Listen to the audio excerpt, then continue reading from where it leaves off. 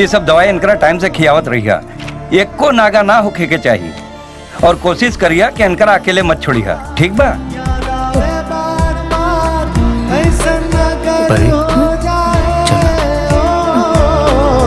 तू लौट के आजा, जाके बस जाई हमनी यहाँ से बहुत दूर है। जितना तू दूर बाड़ू उतना हम तड़पत बानी, मोरा कब आईबू तू हमार जानू। कब तक हम रहब ऐसे, दिन बाब बीती कैसे, कब आई हमारू सुनहरा तू।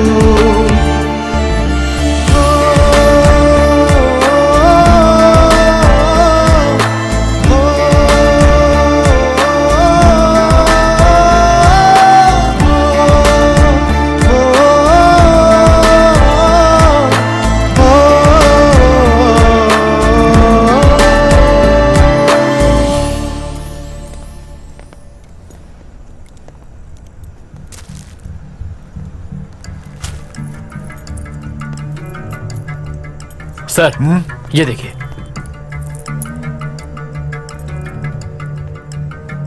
पता लगा वा कौन दुकान से खरीदल बा? राइट साहब। हमके माफ कर दा परी। हम जाना तनी हम सब खत्म कर देले बानी, तनी तनी करके सब बर्बाद कर देले बानी। हम जिंदगी के खाली जगह के तोहार प्यार से भरल चाहत रहनी परी, लेकिन वो गंवा देले बानी।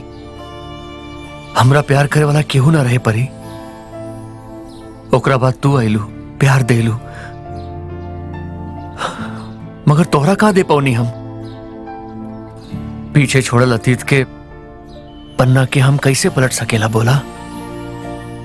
तोहरा से माफी मांगे के अलावा दूसर कौनो उपाय नहीं के परी। तोहरा जौन कहे के बात तू कहा, जौन चाहे हमके सजा दा, मगर हमरा माफ कर दा। तू काहे माफी मांगत बाड़ा आमिर? तोहार तो कोनो गलती नहीं खे, तू हमार अपराधी नहीं खा। हमार ऐसन हालत तोहरा वजह से नहीं खे आमिर। तब वो अगर तोहके लागता कि हम माफ कर दीता तोहके शांति मिली, तो हम तोहके माफ करतानी आमिर। हमार अल्लाह भी तोहके माफ कर देलन।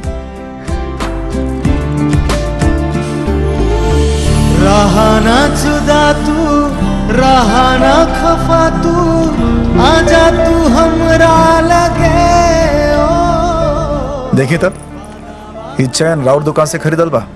हाँ सर, यही दुकान से खरीदल बा। एकर कोनो डिटेल मिल सकेला? हाँ सर। देखिए। ये देखिए।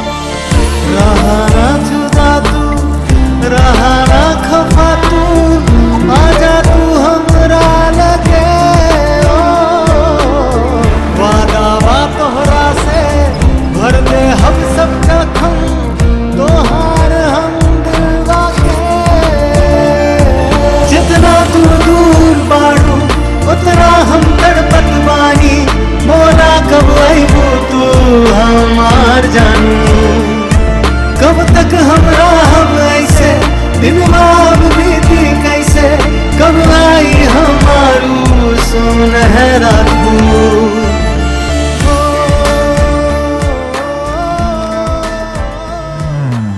लगता है कहीं देख ले बनी। कहवा? चलो।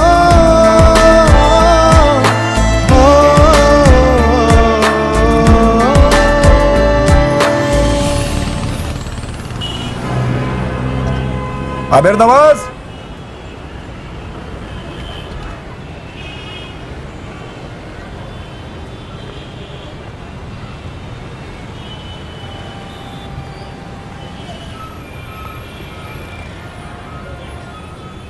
अस्सलाम वालेकुम। वालेकुम अस्सलाम। Pramod Roy, ACP crime branch, Haldia section. हाँ सर, कही। टोपसी में 3 गो मर्डर भइल बा। वो लोग ड्रग्स के धंधा में रहलन। सर मगर ओकरा साथे हमरा का? ना ना, रहुआ के कुछ ना करे के बा। रउआ खाली बताई और पत्नी कहाँ बाड़ी? हमार पत्नी? मगर सर हमार पत्नी के इस सब से हमनी के शक बा ए मर्डर के पीछे और पत्नी के संबंध बा। सर ई रउआ कैसे कह सकतानी? मतलब इतना श्योर? श्योर नहीं की, संदेह बा। हमरा लागत बा रउआ के कौनो गलतफहमी भइल बा। हमार पत्नी कौनो खून नहीं के कैले। तो फिर चैन अहिजा कैसे पहुंचल? ये उनकरे बना। हमने पास ये चैन के डिटेल्स बा। सर असल में हमार पत्नी ड्रग्स के नशा में फंस गई बिया। हो सकेला ड्रग्स लेवे खातिर ही होई जा। उ अभी रिहाब में बिया सर। ओकर इलाज चलता। ड्रग्स कीनत समय ही हो सकेला चैन होई जा गिर गई होके। रउआ कहवा रहनी? सर हम टैक्सी चलाइला, हम ड्यूटी में रहनी। मजेदार मामला बा। बीवी ड्रग्स लेवेले, हस्बैंड टैक्सी चलावेला। अच्छा रहुआ उनकरा इसे अकेले छोड़ देते रहना? अकेले छोड़ले बिना कौनो उपाय बा? परिवार चलावे खातिर बाहर तो जाए के ही पड़ी ना। वो सही बा। मगर बिल्डिंग के लोग कहत रहलन कि एगो आदमी ओकरा अपना साथे ले गेल रहे। रहुआ जाने नहीं क्या हो सकेला? ना सर। ठीक बा, रहुआ नहीं की जाना तक आगे जा सकेला। सॉरी रहुआ के अल्लाह के जगह पर डिस्टर्ब कहीं कहा करी बताई। सब कैला के आदत बा, ड्रग्स के ही तरह छोड़ने की पावत। Let's go. खुदा हाफिज। खुदा हाफिज। तू पीछे जाके बैठा।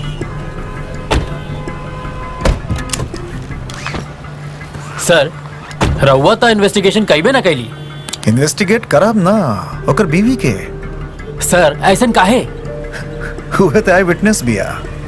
सिर्फ वह जाने ले कि सब मर्डर के कैले बा। एंड आई एम श्योर ये वो आदमी बा जकरा हमने इतना दिन से खोजा था नहीं।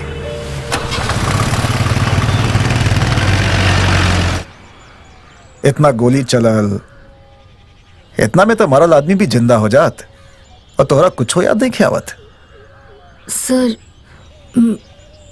याद रहा तब बता देती। वजह से तोहरा बाहर के निकलस? याद नहीं खे। चेहरा याद बा? हमरा चेहरा याद बा। 3-4 बेर अरेस्ट कैले रहनी अलग अलग जगह से। फोटो में तो तू एकदम अलग दिखत रहलू। बहुत दिन पहले का बा सर। 2 साल पुरान बात बा, लेकिन लागत है जैसे 100 साल। मुराद जामिल से भेंट होला? का उहे तो तोहर जमानत देहले रहल। हाँ भेंट होला कबो कबो। अच्छा यूज कर लेलस, अपन काम भी करवा लेलस, नशा भी पकड़वा देलस। एकरा बाद वहाँ यहाँ जहाँ तहाँ भेज देलस। तोहर हस्बैंड के पता बाई सब? अच्छा जोड़ी बा। वो बेचारा टैक्सी ड्राइवर और तू बाड़ू एगो कॉल गर्ल, ड्रग एडिक्ट। चलो वो सब दूसर बात बा। ई केस अलग बा। ठीक बा, हम फिर आई। तब तक याद केला के कोशिश करिया, ना तो याद करवावे के बहुत तरीका हमने के पास बा। चला सर।